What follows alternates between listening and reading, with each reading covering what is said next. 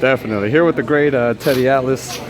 Teddy, how's it been being back in a training camp, just being in the mix of it all again, kind of hands-on with the fighter again?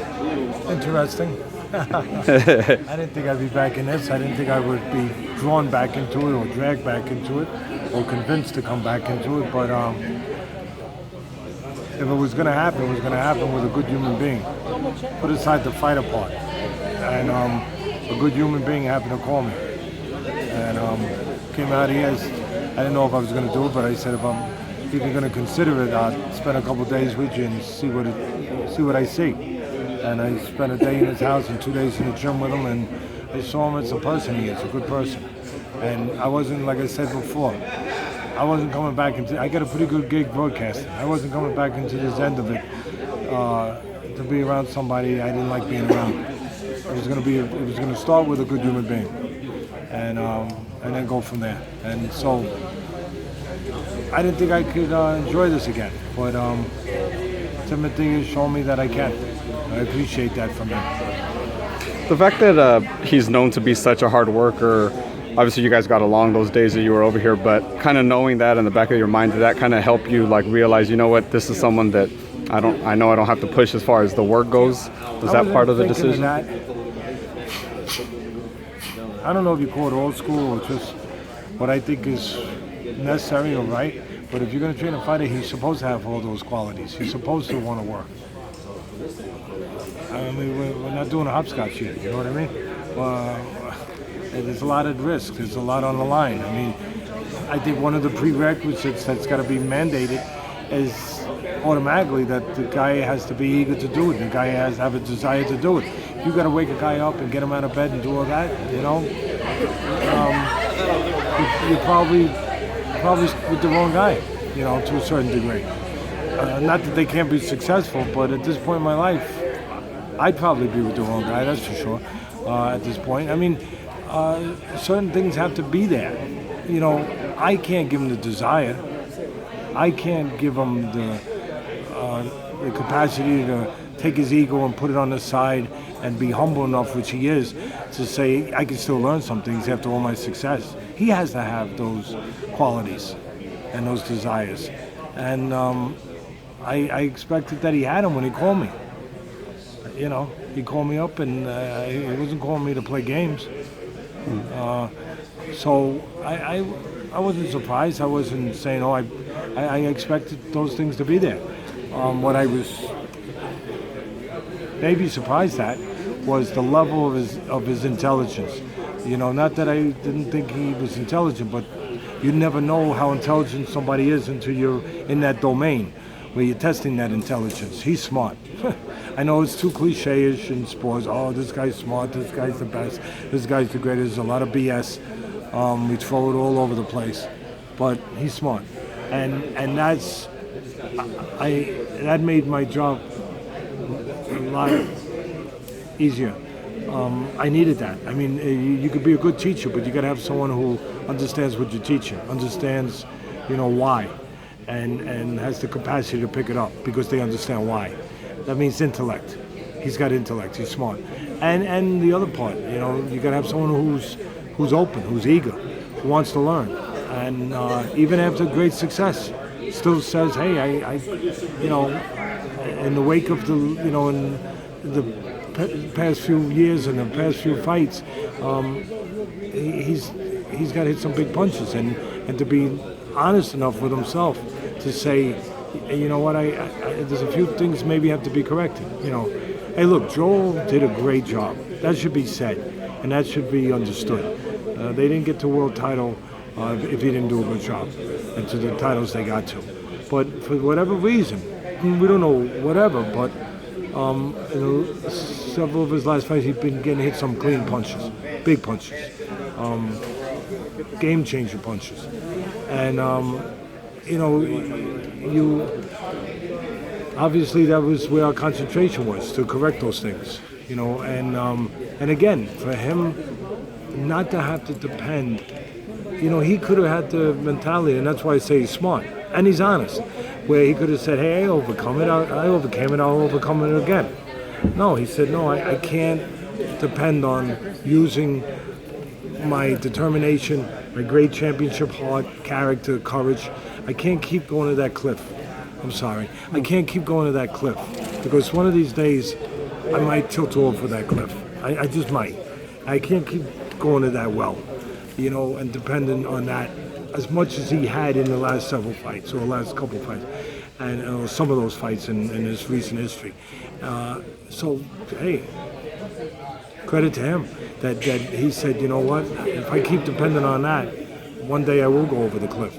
And let's eliminate if we can physically technically eliminate the reason why we're getting to the cliff and not have to depend on, again, just my intestinal fortitude to keep from going to that next place. And that's what our goal has been. That's what that's what the theme of this camp has been. Correct those things, and also understand we got a tough guy to come out of the box doing new things. Oh boy, I must not be the smartest guy in the world. Coming in and gonna do with Brandon Rios, one of the toughest men in the business, that doesn't stop coming, that starts coming forward during the national anthem. I mean, come on. But you know what? We did what we have to do, and you don't know till you know. You don't know till you know. And we'll know November 7th, but we're ready. How do you were talking about Tim's toughness, and when he gets it, the dog in him comes out and he wants to hit back and stand there. Obviously he's like that. How do you prepare for something like that in camp to make sure that he stays focused during the fight? You called me. I didn't call you. You knew that there was a need, and I mean this in the nicest, most respectful way. But as knowing my business, you do have a job to do. It was, and you were asked to come here for a reason. It's not just to hang out because he's a good guy to hang out with, and he's got a nice personality and a great smile. No, it's to get his job done. So that's how we did it. We just right from the beginning, he understood why we were here, why he called me. You call me, not to 5.5 weeks from now, that's where we are, to say, gee, I was doing it too long the other way. Coach, I thought I could change. No, knowing that you could change, knowing that you would change. And we could, we would, and we have. And instilling, listen, bad habits get put there, by not paying attention. Good habits get put there by paying attention too. And so you identify the bad habits. That wasn't hard to do. Videotape works. And then you correct them. And you have a specific idea and plan and process of how to correct them. And we've been imploring that process for 5.5 weeks. I saw while he was hitting the double end bag and just while you guys were in the ring, you were very conscious about letting him know when you take extra steps and be maybe a little too bouncy. What is that? Is that to try to conserve his energy? No, it's not just energy. I mean, we don't want to waste anything. I don't want to waste time. I don't want to waste position, movement. When you're bouncing up and down, you can't do anything till you come down. Or is there any guarantee? I mean, maybe we get a contract. Maybe we get the opponent to guarantee that he won't punch while we're up. If I could do that, maybe I won't pay attention to then it's fine. Until then, I'm going to do what I know works. And when you're bouncing, like I said, it feels good until you get hit. Then it don't feel good. Because when you're up, you're not prepared to defend yourself or to punch. You have to come down again. So I'd rather take all that feeling. I get the feeling. I get the ready to move and the explosiveness. I get that. So I want to take it and put it in the balls of his feet, compress it all, kind of like you take the light from the sun in a prism, and then you take it and when it's spread out and then you focus it into one beam. That's what I want to do. And take it all, put it there, and without the bouncing, have what you want where you're looking to get from the bouncing. The movement, the agility, the quickness, the explosiveness, the cat-like qualities. Have all that without the bouncing. The best of both worlds. And it makes sense. You just mentioned obviously going your first time back, fighting a great fighter, against a great fighter in Brandon Rios. How was it like going against another great boxing mind in Robert Garcia? All the respect in the world for Robert Garcia. What he's done with his second career as a trainer, being successful and getting results and getting world champions, and of course, what got him to that second career, being a champion fighter before that. He knows what it takes to do this. Simply put, he knows, he understands, and he gets results. And I respect what his track record is and has been. And but me and him aren't fighting.